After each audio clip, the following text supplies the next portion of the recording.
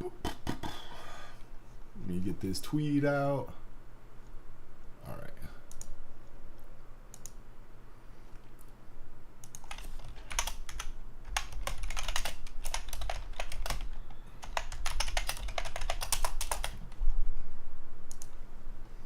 Okay, the tweet's out. Throw it in the chat room. All right, we're good to go. What's up, everybody?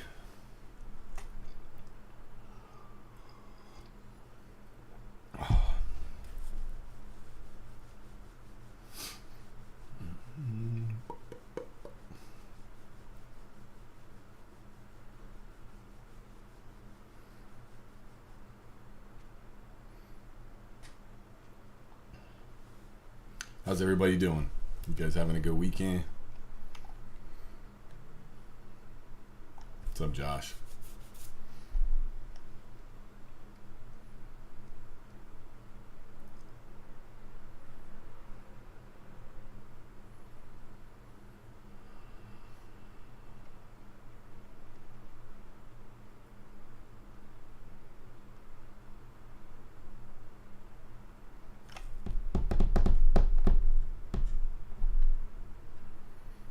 Damn, Benito, that's crazy. Happy birthday to the little man. What's up, Robbie?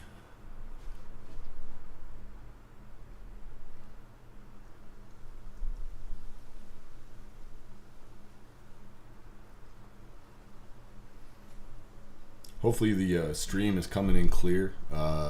Again, in the preview pane for YouTube or whatever, it's showing as kind of blurry or whatever. But if you guys are having issues, obviously just throw it in the chat and let me know. What's up, Ken? Richie, eh? How's everybody?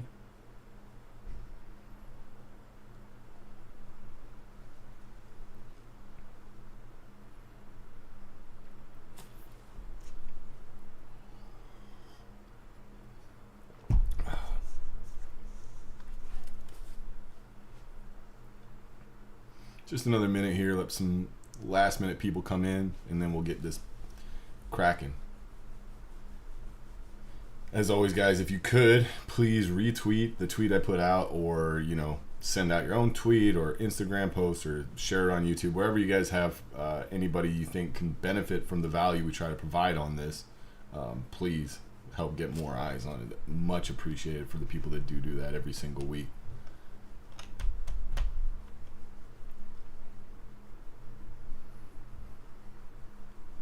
What you guys think about the new banner, the new Sunday Prep banner over here? Oh, right here. Benito made that. I think it looks pretty sick. Takes up a lot less room. Looks clean.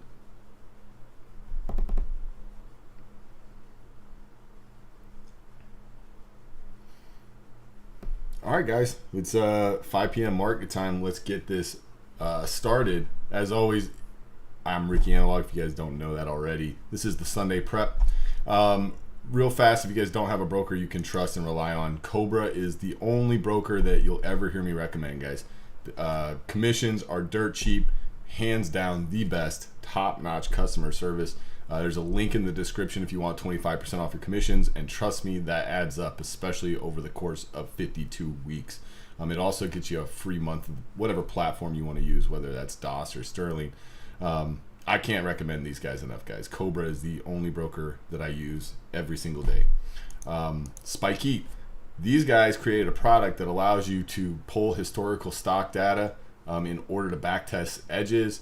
If you think you see something in the market that you want to know if there's an actual edge there, you're going to have a large sample size to think that you actually have numbers to back that up. These guys have a product that allows you to do that and shortcut the manual tracking that you need to do every single day if you do it by hand, right? And on top of that, instead of having to wait a few months to get a large enough sample size, you can retroactively pull data so you can have your sample today. You can have it right now. Find out if you have an edge. Use Spikeet. There's a link for them in the description as well. And later today in the video, I'm actually going to show you one quick little way I use it, just to do this Sunday prep alone. I mean, there's so many different ways to use the product, but I'll show you a glimpse into just one way I use it. And last but not least, guys, Scriptstotrade. These guys create indicators and tools for Thinkorswim and TradingView, and they have a whole suite full of pre-made indicators from gap stats on things that are just, small caps that are gapping in the morning. You want to know statistics on that company, on what it typically does on gap up days, they got that. You want volume forecast, they got that. You want VWAP Boulevard, they got that. If they don't have what it is you want or need, they will custom build you whatever indicator you can come up with, guys. These guys are amazing. Yeah, you're playing yourself if you don't check these dudes out. And last but not least, I guess I already said that for Scriptstotrade, but this is not a product. This is just me throwing it out there that these guys report this week. Remember, we just finished up the last real earnings season, and as you can see, Friday we have some of the banks already starting to kick off the next quarter of earnings reports. So one chapter closes, the next chapter opens. I'm excited because the last few weeks have been a bit slow for the strat that I trade. It's not a big deal. I'm patient. I know what I'm patient for. And so we should be getting back into some times of the market that are better for my personal style. You can also see deltas in there. There's like a few others sprinkled in there, but it still probably will be a more quiet week in terms of the earnings stuff. But also, I'm going to be gone later in the week, flying up to Canada for a wedding, and so traveling and trading presents its own challenges, right? So I'll use the fact that it might be a bit slower anyway as a way to not be worried that I'm missing out on anything crazy. All right, so the topic for today, guys, and we've done this one before, right? We have definitely talked about how trading needs to be treated as a marathon and not a sprint, but it definitely bears repeating. It definitely something that we need to constantly reiterate and remind ourselves. And it was something we kind of got into over the last week in TrueTrader, me discussing with some members, just my angle on it and my perspective. And it doesn't really matter what size account you trade, but I do know that there are a lot of people that are trying to learn how to do this thing, and they're not trying to do it with a giant account. And I don't blame people, right? If you're trading a $10,000 account, a $5,000 account, or even a $1,000 account, you shouldn't feel bad about it, because you're actually approaching the markets with some sort of caution, right? Not just trying to put 100K into an account and see if you can turn that into $1 million within 2 weeks, which I've seen people do that too. Not accomplish it, but I've seen them come to the market, and that was kind of their thoughts, that they were going to be, the next Jesse Livermore. Anyway, the reason I bring it up is because people with these small accounts, they may start with their head on the right path, but somehow many of them get turned around thinking, maybe it's just they get deterred because things don't happen overnight. Things don't happen quickly. I hate to break it to you, but if you're trading a $1,000 account, or even if you're trading a $10,000 account, guys, your goal really shouldn't be to pay your bills. It shouldn't be like, how can I quit my day job?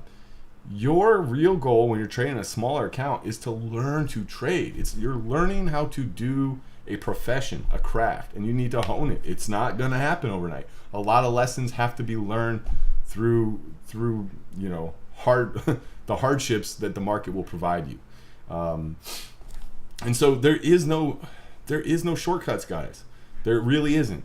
If there was, I'd be here telling you there aren't any shortcuts. There's definitely things you can do to try to help yourself. You could listen to people that try to tell you day in and day out the lessons that they have to learn themselves, but most people still have to learn a lot of them on their own.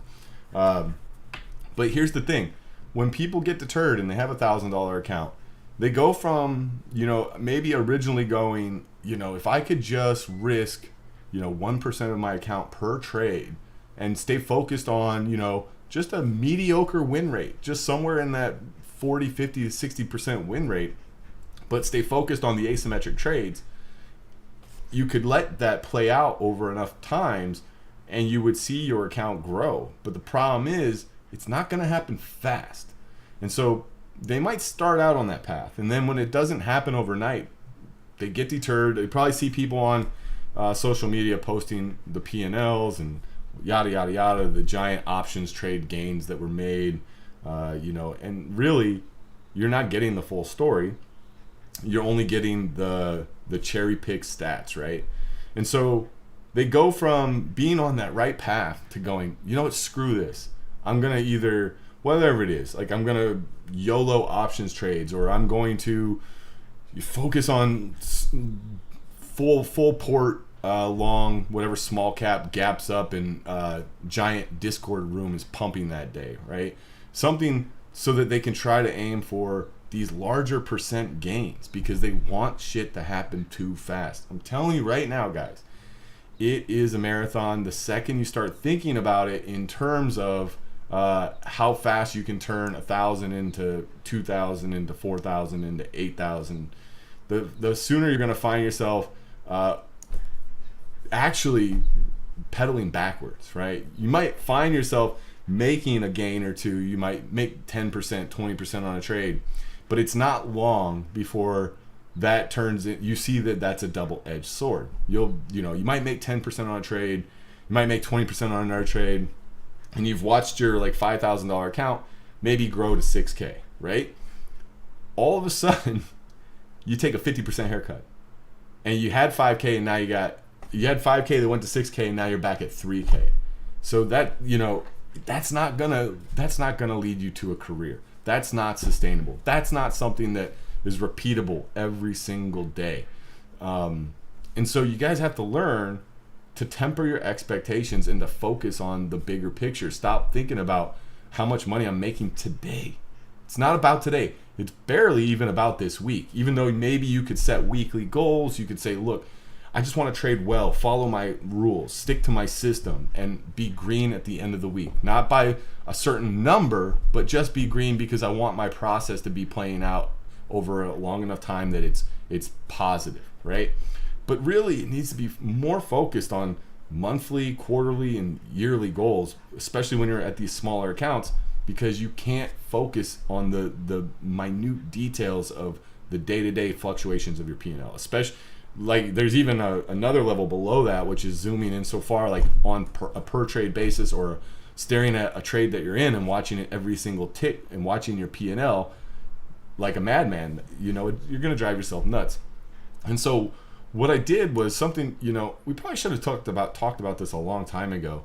But I did this for the room at TrueTrader, and for me, it just seems like a no-brainer to talk about the long run by showing you guys a very simple exercise you can do on your own.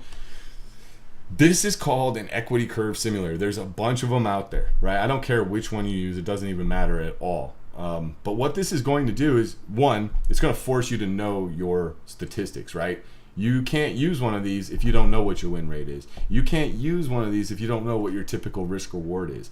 You can't use one of these if you don't know how frequent the opportunity that your setup appears is, right? So, thankfully, I have all my stats. Thankfully, many people over at the TrueTrader community also know most of their stats because we, hopefully by now they get tired of it, but I drill it into people day in, day out to track data, to know your numbers, right? But this is really simple. Anyone can do it.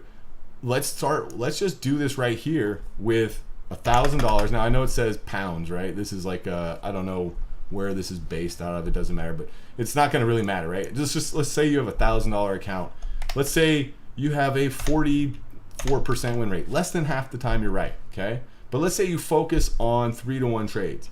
Now it doesn't mean you're always going to get 3-to-1. When someone says, "Oh, my system is, I only take trades when they're 3-to-1," most people, when they really peel back the layers of the onion, they're probably, banking maybe 2.3 to 2.6 R when they were aiming for 3, right? So whether that's because they're scaling out a little too early or some things don't quite get to their target, on average, if you're looking for 3 to 1 on your trades, most people are not quite getting 3 to 1. So let's just do 2.6.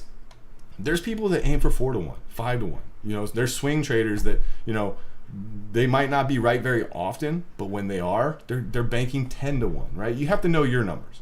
But 3 to 1 is you know, there's trades that present themselves very frequently that present 3 to 1 opportunities. Okay, so we're just gonna use that as the example. Okay, I'm gonna use 156 trades as the number of trades because that is what you would be allowed to take under PDT, right? 3 trades per day, 52 weeks per year. You would be allowed 156 trades. And let's say you risk, you know, typically I tell people risk 0.5% of your account. If you're trading $1,000 account, you know, it's $5. So if it's $1,000 account, let's just stick with 1%. Okay, you're risking $10 per trade. I know it sounds like peanuts, and people go, Ricky, that's ridiculous. It's not about making money at this point. If you trade $1,000 account, guys, you need to be focused on nailing your process, finding consistency. So watch this. When we're going to run this simulation, it's going to show you all the different possibilities. It's running the simulation 20 times right here. You could do it more, you could do it less, whatever. But it's going to show you a range, right? Like of what you could expect, maximum, minimum, your drawdown, max losers in a row, your Kelly percentage, which we could do a whole topic on Kelly at a different point in time. The expectation, obviously a positive expectation, the bigger that number, the better. But what it's really showing you is that if you keep your head down and grind for a year with $1,000 account, you know, you can double that account. And if you look at large money managers, most of them would be super, super happy to make 20% annualized year in, year out. And now that's a different world. We don't operate in the same world as somebody managing billions of dollars. It's not easy to make 20% when you're managing billions, right? It's easy to make 20% when you're managing $1,000. But 100%, that's pretty impressive. More than 100%, still pretty impressive. And it wasn't done by doing anything extraordinary.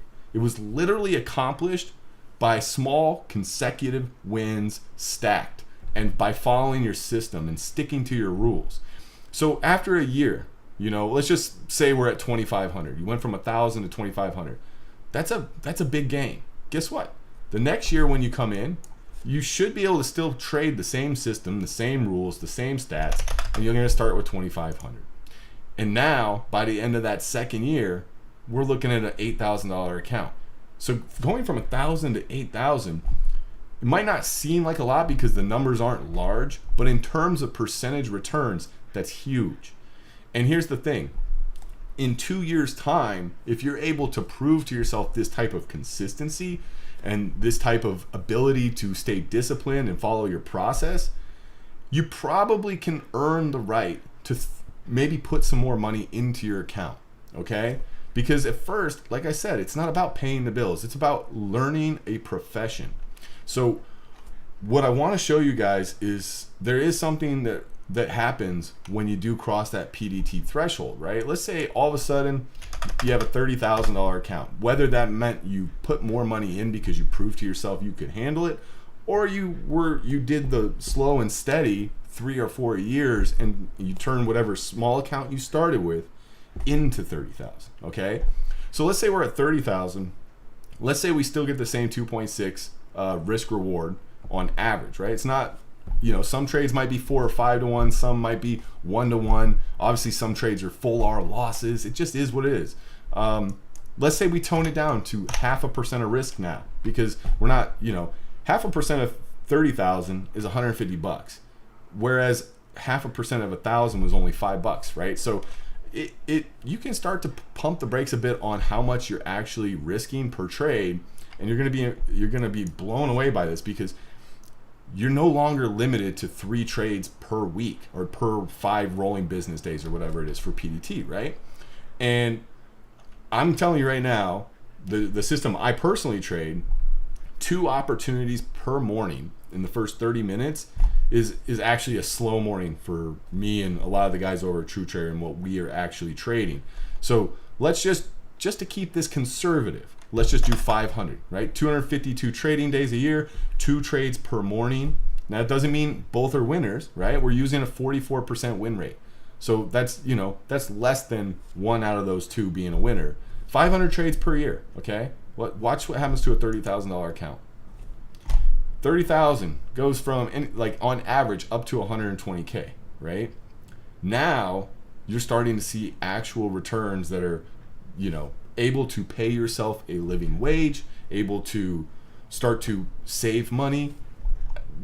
At this point, now you can start to figure out, how much would I be paying myself? You don't have to pay yourself the full amount what you gain. You might wire out 50% and let your account grow.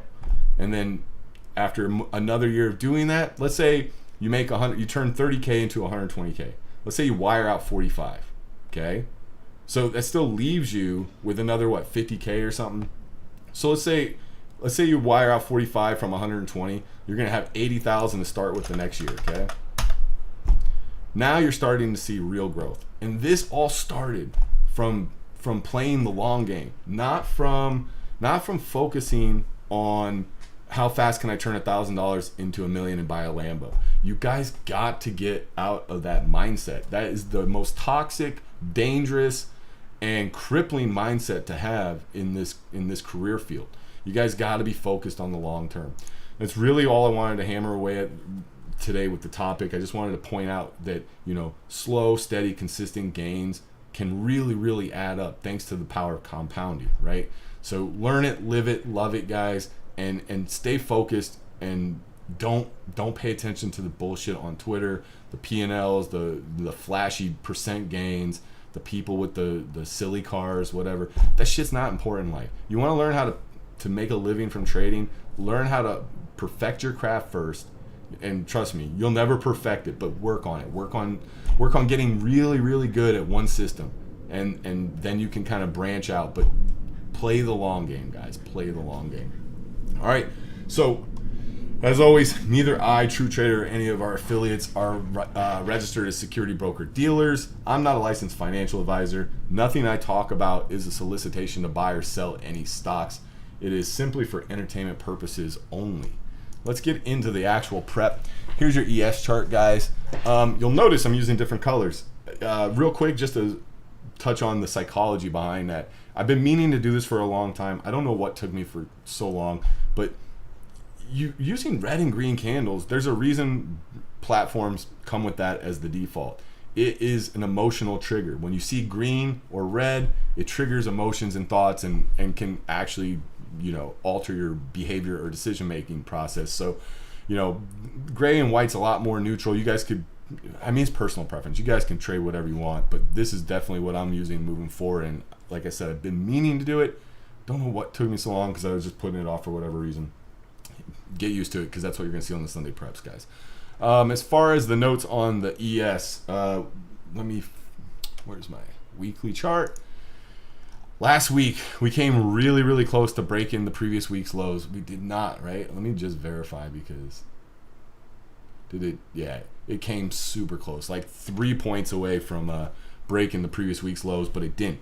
So, inside week, didn't take out the lows. It was, even though it was a strong week in terms of the rally that it had, it was still an inside week, and it's still kind of just noise.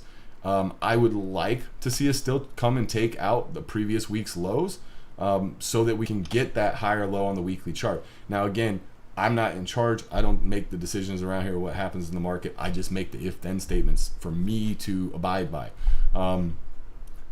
The thought process still remains the same. If we can try to probe lower, that is the shorts trying to get that next leg down. That's what I watch for to fail, in order to get that higher low and set up a long trigger on a higher time frame. We can just drift higher all we want. We could even go higher in a speedier fashion. Until we try to go lower first, all the rallies are just pullbacks to the downtrend, in my opinion. So that being said, the levels I'm playing off of this week, the key support levels I got marked is the 20-day, which is going to put us, let's just call it 3,800. Below that's 3,750, and you can see I already have all the alerts marked, right? These orange dotted lines.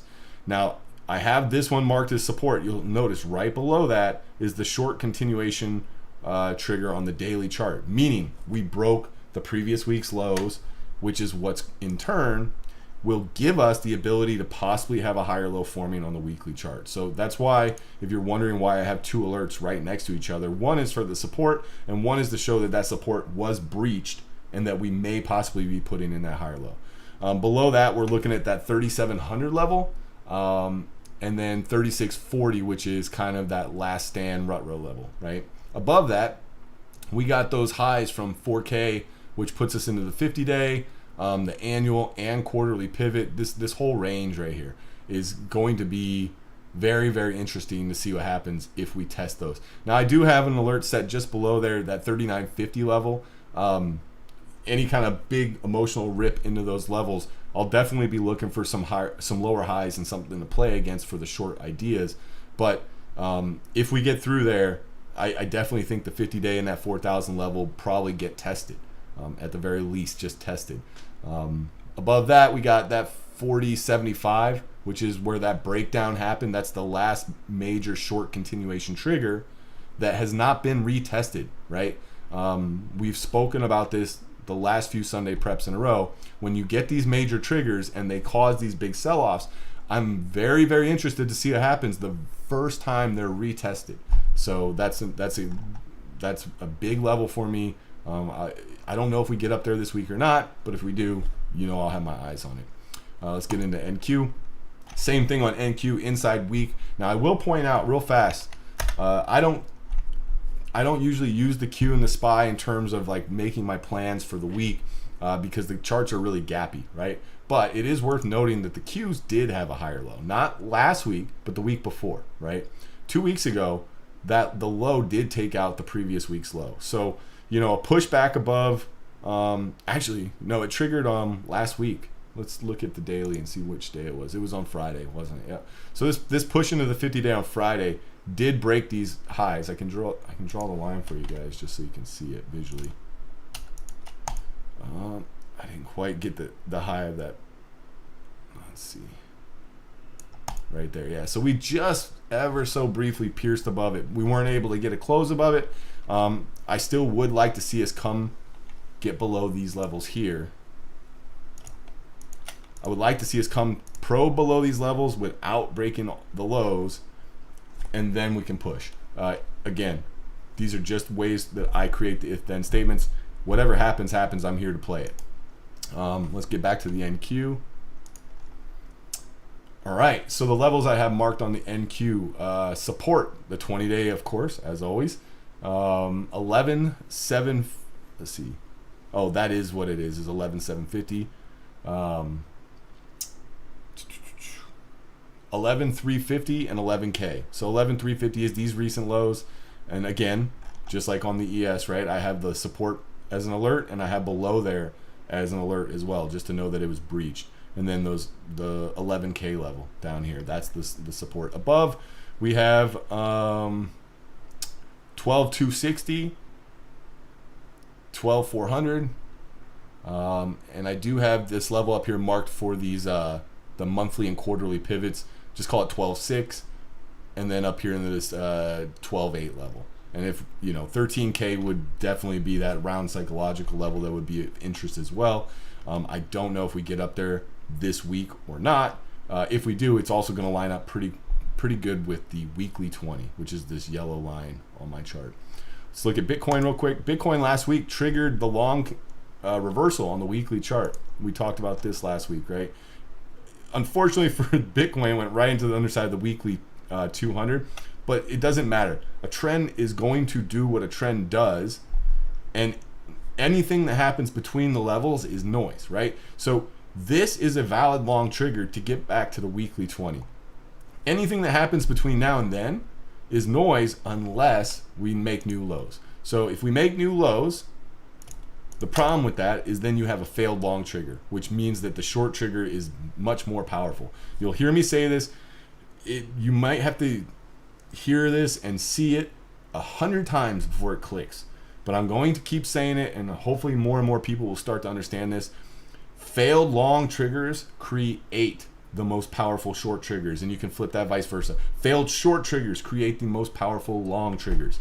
So, we have the long trigger, and if we come below lows, if we come below lows before making it to the target of the weekly 20, then it becomes a failed long trigger, and we could roll over quite a bit harder and further down. We'll have to wait and see, because like I said, anything that happens in between there is noise.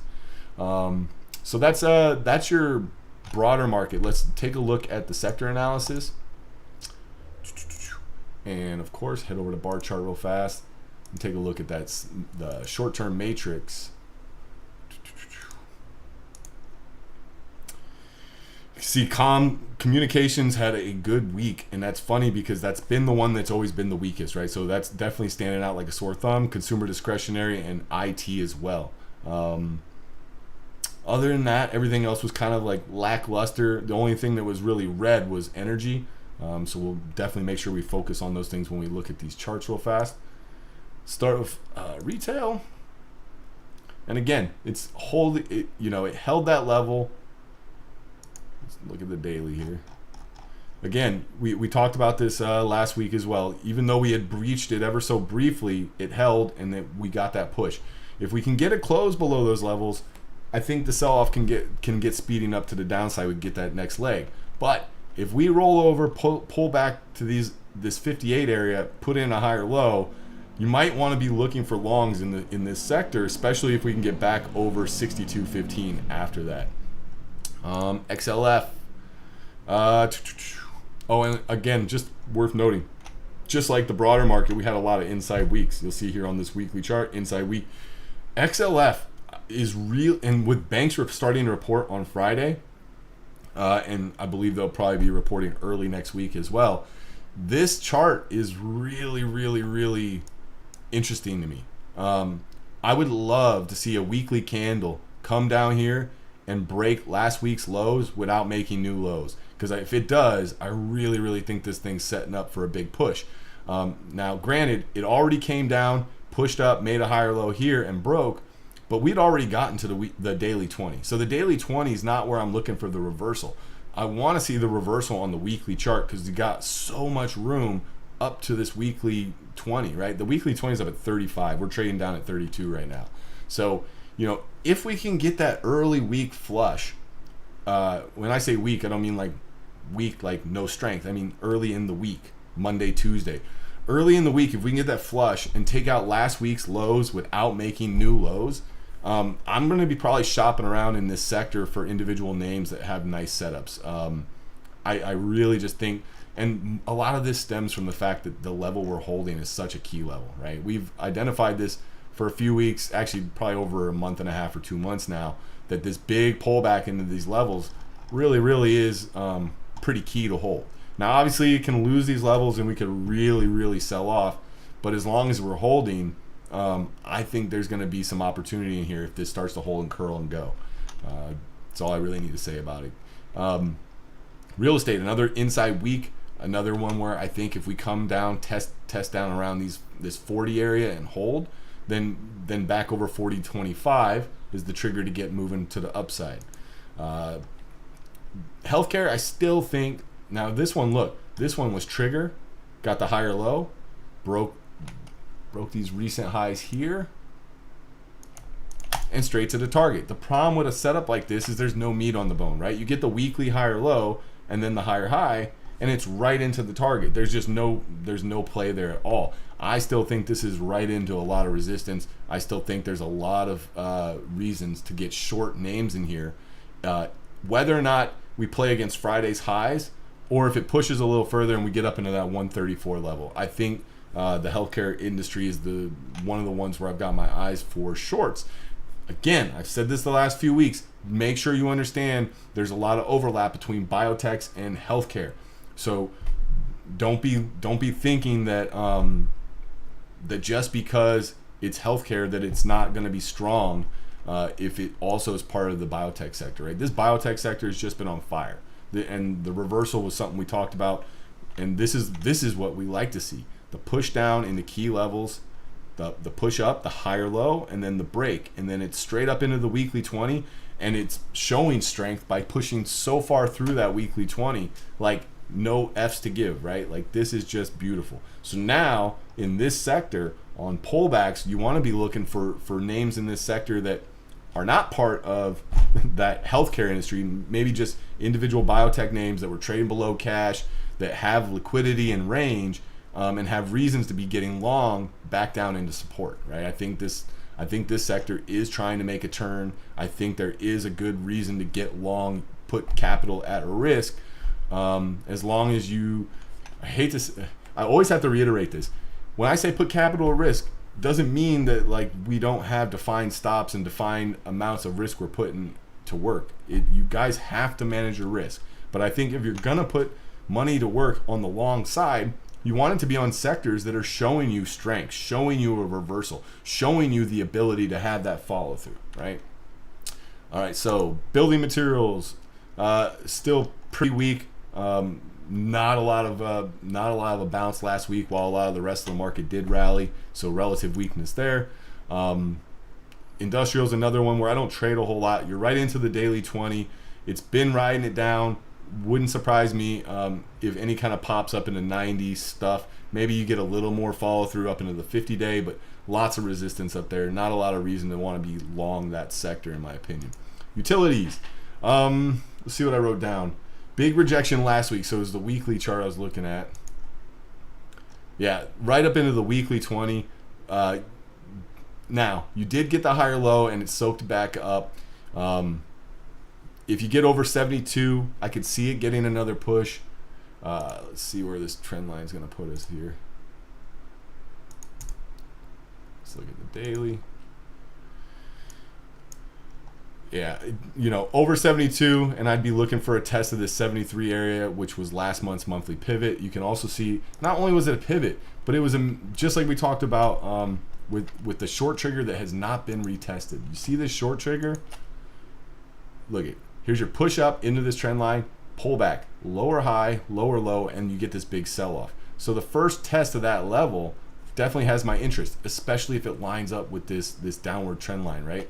So just something to note. Again, it's not like I'm trading. I don't trade the ETFs. I trade the individual names in them. So DUK like comes to mind. There's a lot of utilities that I believe AEP is another one that sometimes I'll trade. They got to have liquidity and they got to have range, right? So I'll be looking around that sector if we get that follow through up into what did we say, 72? No, 73 on the utility sector. Consumer staples, again, this one, same thoughts as last week. I think anywhere up into this 50-day, 200 quarterly pivot, 74, definitely has my attention, right? I still think we're up into a lot of resistance. Wednesday and Friday, you get this push up, pull back, kind of a double top look. You may see the ability to get short if we take out Thursday's lows. Okay, you got the little push up. If we break Thursday's lows, I might look to short pops thinking we're going to get the reversal up here, but I'd like to see a bit higher. I'd like to see a test of that, the underside of that 200-day and that quarterly pivot up in there in 74. Consumer discretionary. Let me go back to bar chart. Was it discretionary? It was strong. Yeah, consumer discretionary was the one that had the really strong week, right? But it's still right up into resistance. Let's look at the weekly chart. Inside week has the higher low, right? So here's something to pay attention to. This one has the higher low. It's more of a pseudo long trigger if we get over, 148.50. Over 148.50 is technically a trigger that should get us back to the weekly 20. But when I say a pseudo trigger, what I mean by that is we pushed up, made this high.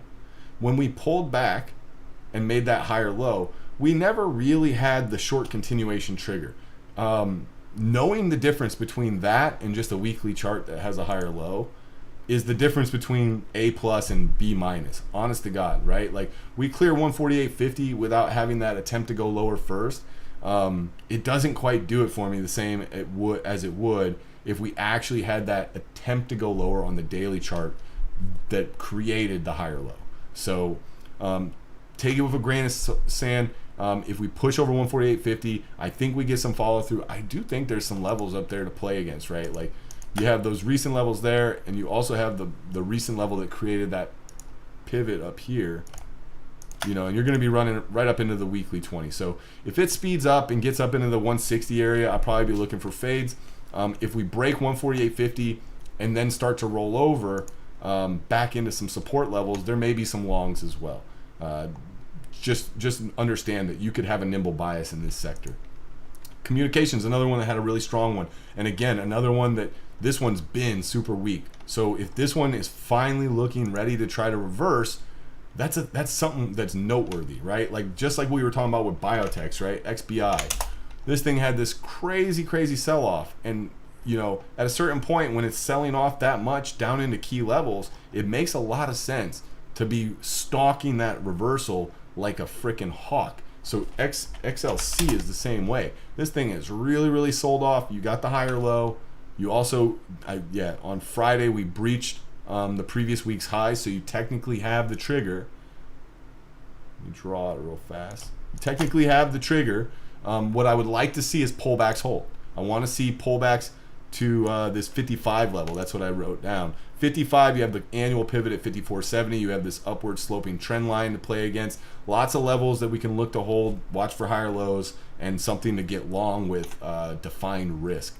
But I think the communication sector may have some plays available for us on the long side. We talked about biotechs. Let's look at tech. Obviously, tech's still pushing right up into resistance. I'd like to see it come just like I talked about with, oh, no. I almost was about to say just like with the NASDAQ, but no. This one has the higher low, and it also had the short continuation trigger.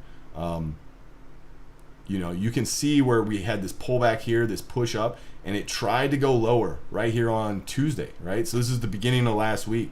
Just tried to go lower and soak straight back up and is ripping. So over, well, like I said, technically it did, no, it did not trigger on Friday.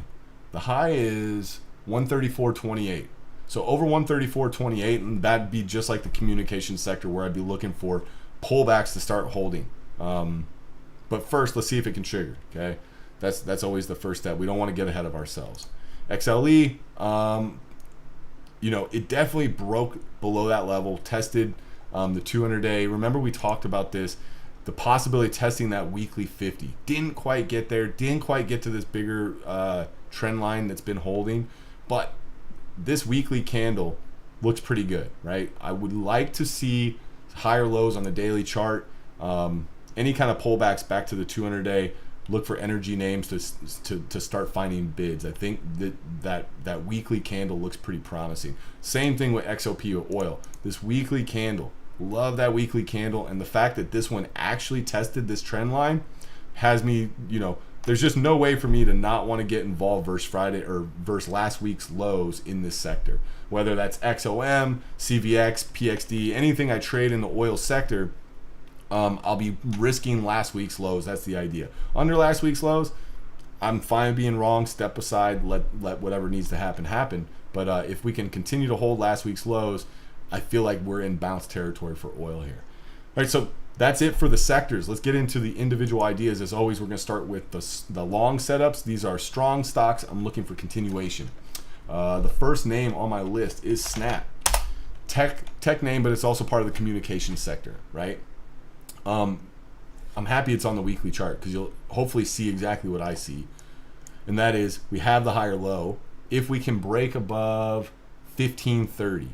Actually, no, we actually broke. The high was 1528 on this gray candle here, which remember I changed the color of my candles. This would be a green candle. Let's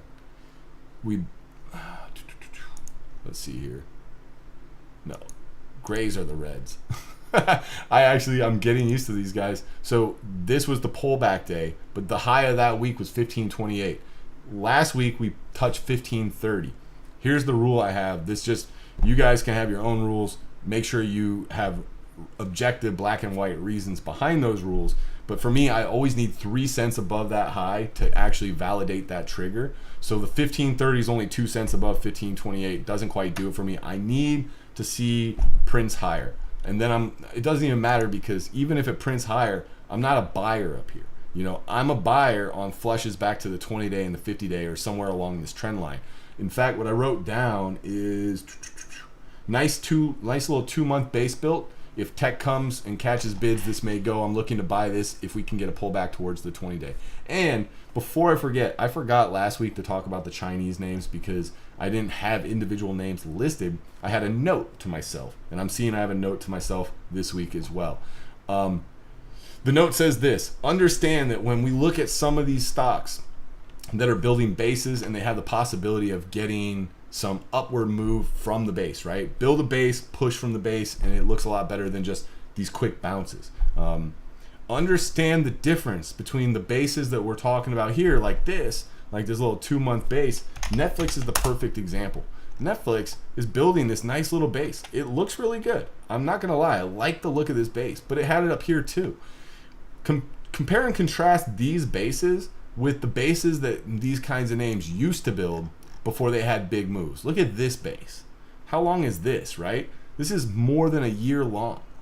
Go look at things like Amazon, the bases these used to build.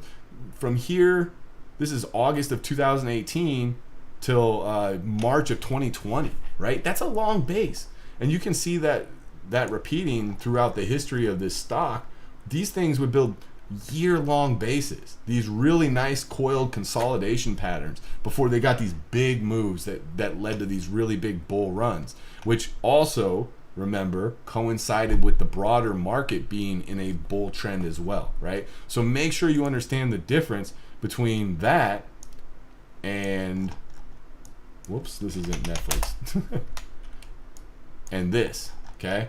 This kind of stuff is great for short-term day trades, 1 to 2 to 3 day trades where you swing and let it work.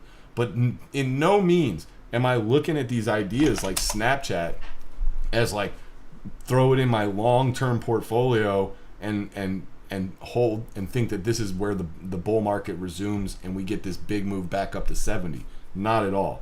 I'm looking for, if I buy this on a pullback to the 20-day, I'm probably looking for 1 to 2 points, maybe even, a point to a point and a half on a day trade. And if I had a 1 to 3 day swing on it, I'm probably looking for some kind of move up into 16 to, and if we were to get through 16 or something, maybe the 50-day. But you got to temper your expectations and understand the difference between these kinds of long ideas in a bear market versus one year bases built on strong names in a bull market where we can get some actual follow through to the upside where you could put longer term positions on. Okay, so Snap, pull back into the 20-day. Next idea is Disney. Disney has the looming long trigger I wrote down, which is, now this one you'll see is perfect in terms of we got the short continuation trigger, meaning it failed. It was a failed short so far. So what we get is we pull back to the lows. We push up into the 20-day. Pull back, lower high, lower low, and then we failed to go lower. When this couldn't go lower, that was the failed short continuation trigger, which makes above 100.40 as your weekly long trigger, right? As the trigger to get back to the weekly 20. So I have that marked. You can see I have the alert up there over 140 cents. Is the bigger picture reversal validation. But I don't really want to get involved if, let's say on Monday or Tuesday we start pushing and it breaks above 140, not 140, 100.40. I don't want to be chasing it up there. But there's this anticipation trigger over 98.20, what is it, 98.19. Over 98.19, and I'm looking to buy dips because I want to try to get on that train as early as possible if we are going to go then break 100.40. Okay, so that's why you see I have this anticipation trigger alert set. If it doesn't break above that, then there's no trade. If it just continues lower, then so be it. You guys have to understand, on the Sunday prep, when I make these ideas and I say, if we break, it's always if then, right? If this happens, then I will do that. And the perfect example of that is DLTR. I was thinking short last week if we broke under 152. It never broke 152. There was never a trade. In fact, you still see my alert set there. And it just went straight up. Guess what? No trigger, no trade, no harm, no foul. right? If this, then that. If this never happens, then I don't have to do anything. In fact, I don't even watch the stock. I didn't see DLTR until I was doing this week's Sunday prep, and I go, oh, what did I have on watch last week? Let me go look at those things. I was like, phew, good thing I never touched that, right? That's how it works. So make sure you guys understand on something like Disney, if this just continues lower, there's no trade. Over 98.20, and I'm looking to buy dips with defined risk, right? Again, it's not like, oh, we broke 98.20, YOLO. Doesn't work that way, guys. So that's the Disney idea. Next is AFRM. This one as well has this long trigger, and this is a very high time frame long trigger up here over 31. It's on the monthly chart, which, you know, for something that doesn't even have a monthly 20 SMA yet, this is not even traded for 20 months.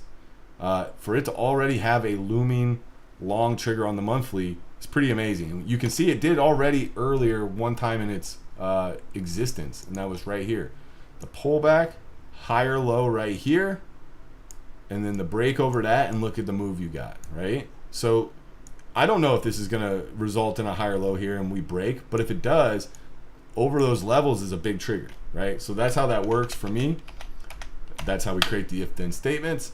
Now, as far as what I wrote down for the idea, under Friday's low a day, okay, here's what I'm looking at. Because Friday was an inside day, under Friday's low a day, I'm hoping what it does is creates a bit of that follow-through emotional flush down in, did I write the 20-day? Yeah, into the 20-day for a scoop, for a bounce play. Why? Because I also like the fact that it lines up with 20, which is that psychological level, which also lines up really nice with this area from, what day was this? This is Friday, Thursday, Wednesday.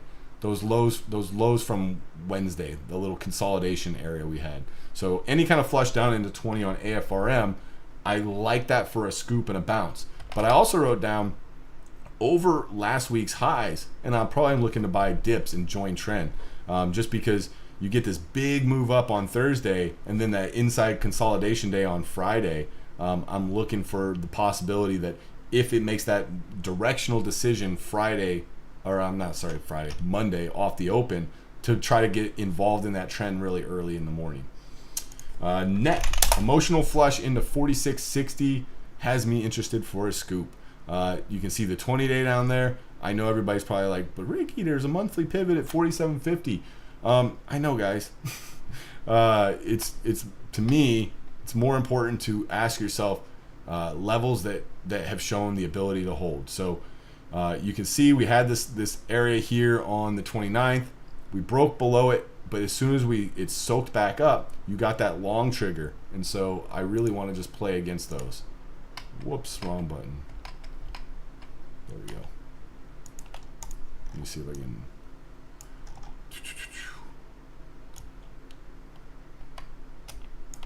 There.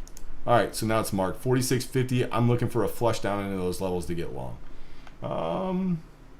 It's funny, I have quite a few long ideas this week.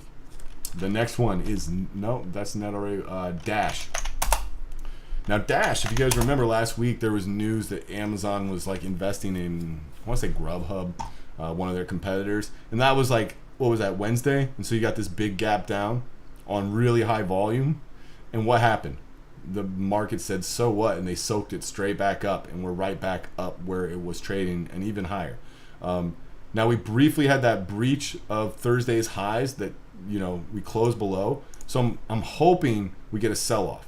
The sell-off where I'm looking to buy it is the 20, 50-day area. 68 is what I wrote down. I want 68. And again, it's almost just like what we just talked about with net, right? You can see 68, 67, 70 was the weekly pivot, and you can see those lows that were soaking down there in that 68 level. So I'm looking for a flush down into that area as the possibility for a scoop on this name. This name is always got the liquidity and the range that you can make really nice money on something like Dash. With, you know, you don't even need a ton of size. Take 2-3 points on this name, and you're only getting half the ATR. But yeah, I like Dash. Rivian is the next one on this list, and you're gonna laugh about this one, guys. You'll see why later.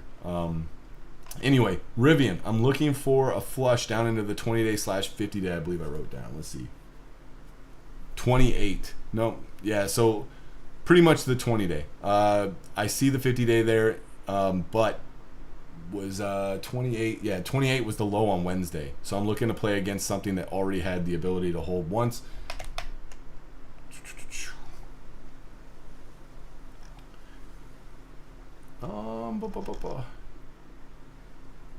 It's just so hard to see on this chart. Yeah, so 28 is what I'm looking at on Rivian. I haven't been setting the alerts. I always forget to do this, guys. I haven't been setting the alerts while I'm doing the prep, but I always do it Monday morning when I wake up. I open up my Sunday prep notes and I go through and set my alerts. But I'll show you what oops, I don't know why caps lock's on. Just in case you guys are wondering what it looks like, how I set them. I only set them to expire at the end of the week on Saturday. I put a note in there that it's for the Sunday prep, and I do it on the intraday so that I get it if it triggers in the pre-market. I get the alert. If you do it on a daily or a weekly chart, you won't get these alerts in the pre-market or the after hours. Just a quick little tip for you guys. All right, the last name on this list is one from last week and the week before, and that's Zoom. Looking for what? 111.50 to 112 has my interest on an emotional flush. Yeah, I mean, pretty obvious why. Here's where you get the flush down into this trend line, and then you get that pullback and this long trigger right there at 112. So and you obviously have the monthly pivot just below it.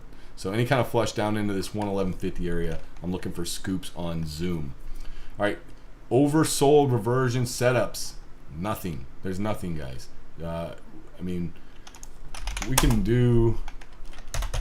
I mean, we've done this so many times where I show you guys my screeners, but oversold reversions are really simple. Like, there's nothing with RSI of 20. There's nothing with an RSI. Oh, there is 30s, but there's nothing in here I like. And anytime I have to go to 40, I feel like I'm just trying to manufacture trades, right? So nothing of interest in that sector or section of the Sunday prep this week. So let's get into the short setups. First one is CAT. CAT's just been really weak. I think into the 20-day is a short. That's pretty much the idea here. 191. Okay, so any pop into the 20-day is what I'm looking to fade on CAT. It is a bit thinner, but it's fine. You know, like the dollar volume's there. Trades 2 million shares a day, but it's a $190 stock. The next idea is let's see, CVS. Now, here's a good example of healthcare, not a biotech, right? CVS Health is not a biotech. Now, I would love to see 99 get tested up here. Actually, the first level would be 97.50, the underside of the 200-day. Above that, 99. You have that descending weekly 20. So there's two levels. Actually, there's three. The two ones I really want are the monthly and the 200-day, which is 97.50. If it gets through there, then 99 to 100, somewhere in that range. I love those areas up there. There's a chance that it just stuffs Friday's highs, which was the 50-day, which we rejected really convincingly on Friday. There's a chance we push up into the 50-day, reject, and I may look to start putting it on and risk Friday's highs. That's not the trade I really want. I'd want to see a little bit higher, but again, we don't always get to choose what happens, right? In fact, there's a chance we gap down. If we gap down, I'll probably short this into, depending on where the gap down gets to, I would probably short this into Friday's low a day. Or, you know, the previous close is going to be right there as well, right? The close was 94.18, and the lows were 93.60, so there's only like a 60-cent gap there.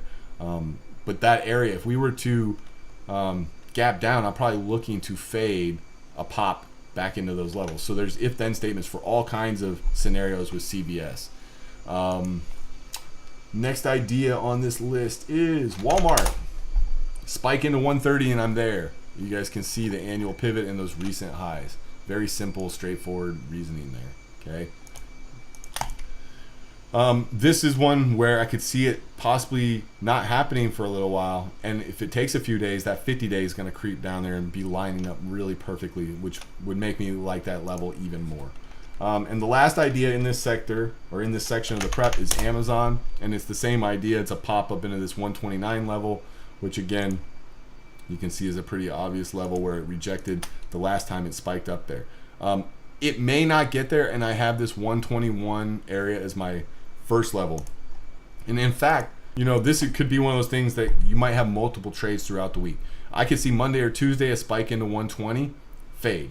And I could see maybe it finding a bid on a pullback and then getting some continuation higher, and then I'm all over it again at 129. So let's just call it 120, let's say 120.5 for earlier in the week and later in the week, or if it really gets frisky earlier in the week, 129. That's Amazon. All right, so the next section is overbought reversion setups. Remember how I told you I was going to show you something I do with Spikeet, which is just a neat little way to use it. And that is, Spikeet allows you to just look at something like any sort of market phenomena, like you know, gaps, percentage-based moves, whatever it be, and you can define a setup. So for me personally, overbought reversion setup, what does that mean to me? It means something's gone up, and it's getting overbought, right? Like obviously you saw how I use the screeners. I'm looking for things with really high RSIs, not because I care about RSI, but because that's a good filter to just show me candidates. And from there, once it's on my field of view, I can make a plan. But that's a very definable scenario.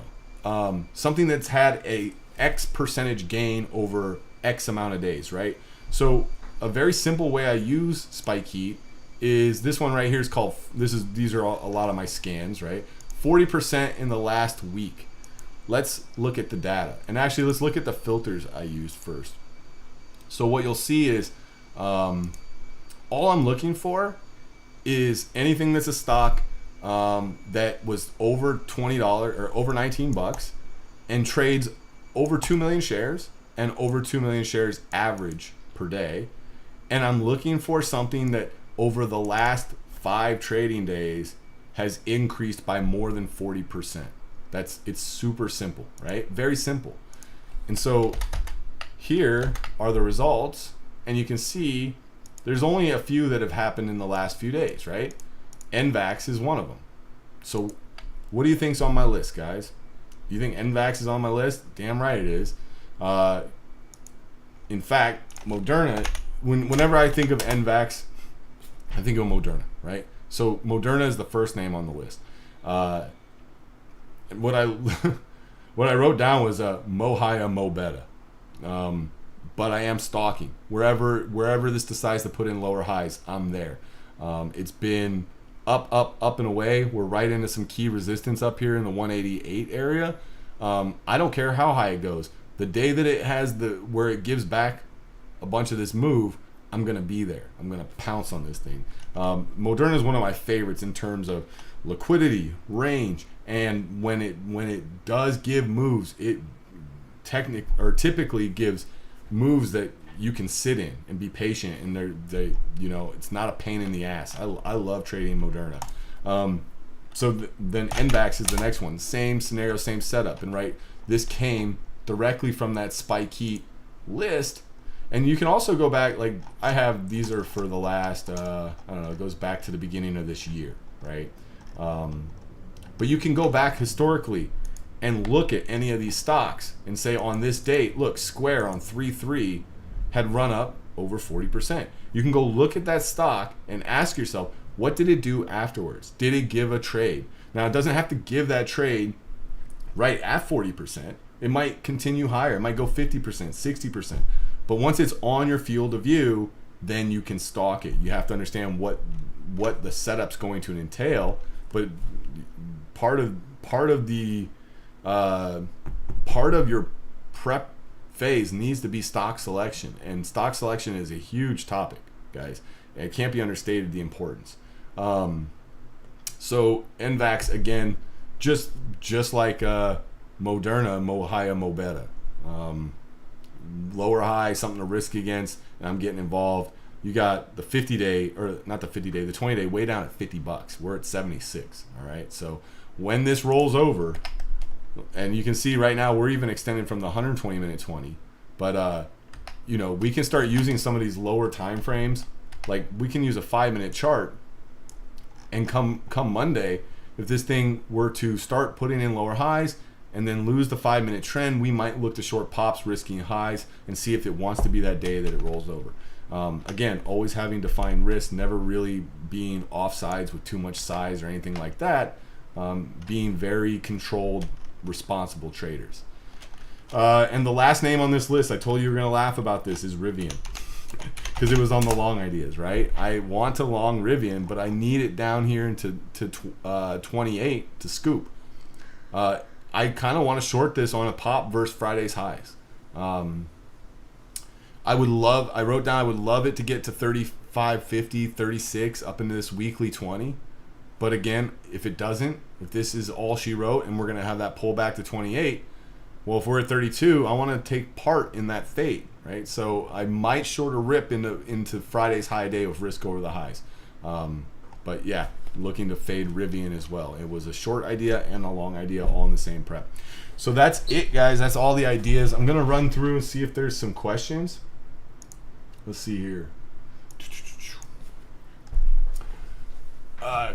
Carrie says, where are you going in Canada? I will be in Victoria on the island for my sister's wedding. The SPY's higher lows seem to be driven by investors from the UK. UK currency is being devalued, and I suspect that investors might be in a kind of panic, therefore putting more money in US markets. This is from Olayton. So appreciate the comment. The one thing I will, and if this is your first time watching the Sunday Prep, you're going to learn this real quick about me. There's only a few things that are non-debatable, right? We could have a debate all day about what's creating the uptrend, the recent uptrend in the SPY, right, for the last week, or maybe you want to talk about the last month and a half, whatever it is, right? There's analysts that are paid hundreds of millions of dollars by these giant funds to figure out what is driving this. What's the macro reason? What are the fundamental reasons? Guess what? You can find 20 different analysts, 20 different very well paid, very rich guys that are paid a lot of money to figure that out. You can find 20 of them that all have 20 different opinions, and they could all make a argument for why their opinion's right and your opinion's wrong. There's very few things that are not debatable. One of those things is the trend, and that's all that I care about. I don't care what's causing SPY to go up. I don't care what's causing the bear market. None of that matters to me. All that matters to me is the trend. And so when we look at trends, we have to do it through an objective lens, and we have to stay very black and white about things. So right now on the weekly chart, we are in a downtrend. Can we get a push up? Yes, we can. We have room back to the weekly 20. Are there things that I'd like to see happen before it gets a continuation up there? Yes, there are. Am I in control? No, I'm not. All I can do is read what the trend is telling me and create if-then statements. So if it's because the UK's devaluing their currency and you think people are flooding the US markets with money, I can probably find all kinds of people that would say that that's right and wrong, but it doesn't matter to me because that's not going to help me make money, right? What helps me make money is creating if-then statements around asymmetric trades. So again, I appreciate the comments, and trust me, I love comments like that because I like to think about those things. But at the same time, I always have to remind myself that I do not know is my 4 favorite words, right? Ask me, is this uptrend because UK is devaluing their currency and foreign money is flooding the US markets? I do not know, nor do I care, right? I still, my job is to make money, and the only way to do that is by creating a game plan that centers around how I manage my risk and how I can find trades that are asymmetric. Raul is saying, Ricky, what are your thoughts on Russia temporarily shutting down the Nord Stream 1 pipeline? The maintenance activity is scheduled to take place from July 11th through July 21st. Do you think this can help oil names with the next leg up? Thank you for another comment where I get to say, I do not know. Listen, guys, that's the kind of thing where the market knows best. Markets price things in much more efficiently than most people would acknowledge, right? XOP if that's going to have an effect, you're going to see it on the chart. Okay, if we're making higher lows and higher highs, and the trend, if we show the ability to have a bounce here, you know what? I don't care what's causing it. Can I make money? That's the only thing that matters. The only way I make money is by understanding what the author is saying, and the author speaks through trends. What about Roblox? KH, always asking me about these same stocks. Ricky, a question that I think about all the time. Why not ride these stocks to those areas where you think they will reverse and exit there and then reverse? Because that's not a setup. You don't. The only time I have a reason to put capital at risk is when there's a setup. Just because I go, oh, I would like to short something like, we're looking at XOP, so I'll just use this. Let's say I want to short XOP at 132. It's because when we get up to 132, we're in the levels. It doesn't mean I think that we're going to 132. And so for me to just get long this because I want to short it at 132 makes no sense. No sense at all. And that is exactly how you take unnecessary losses. It's okay to lose money. It's okay to be wrong. What's not okay is taking avoidable losses. Losses where you should never have had a trade on to begin with. That is what will kill you. Lewis says, Rick, did you take a trade on Levi Friday? If you did, what side you took? No, I did not. I was watching it. I was just involved in a few other things early on, and what I was looking for was a short. It didn't get to where I wanted it. I was looking at up here into the. Actually, I think I was looking even higher. Yeah, I think I was up in these 18s. I was hoping for a big spike, but this move up into this quarterly pivot wasn't enough for me.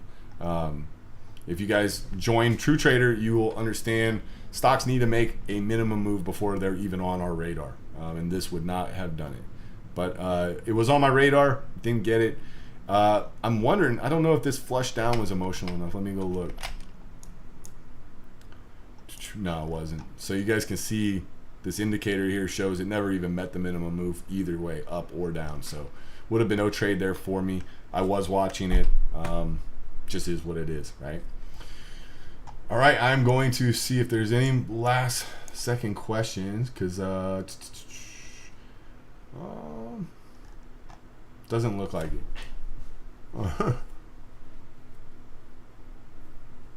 I see Cook talking about the zebra theme. You guys can't see it, but I just bought a new piece of artwork for above my trading desk, and it's a giant zebra. And All Day Holds is a good friend of mine. I actually sent him a photo of it after I hung it up. He lives close by. We go out to eat sometimes. He's a good dude, one of my mentors, and yeah, love the guy. Hope you guys got some value from this. Listen, next week I will not be doing a Sunday prep. This is I'm taking a break for the vacation up to Canada. So don't show up next Sunday, guys. I won't be here. But then I'll resume the following week after I get back. Hopefully you guys are understanding these concepts I'm trying to hammer home. If you're not, dude, take the leap. I don't know what you guys are waiting for. Come see us over at TrueTrader. I believe the code is YouTube in all caps. It's 20% off your annual, I believe. I mean, I'm sure Raul will throw it in the chat or whatever. But guys, invest in yourselves, okay? I'll see you guys either over at TrueTrader, or if you're not part of TrueTrader, I'll see you in the markets come Monday morning. Everybody stay safe, trade well.